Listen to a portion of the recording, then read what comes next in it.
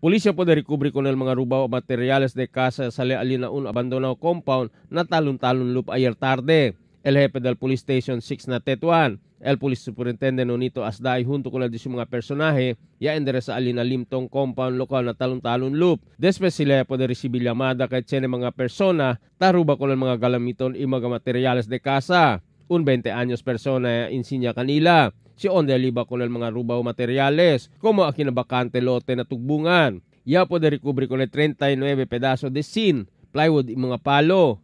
Naong kasa puede recover con el 130 blades de jealousy, 4 mga banga, magasilya y cabinets y otro pa. El sospechoso puede conocer como si Cocoy Saturinas. Ya puede escapa con el mga pulis. Ya puede también agarrar con el 2 menor de edad. Dalil edad na 10 para 14 años. Iya man turn over para na CSWD.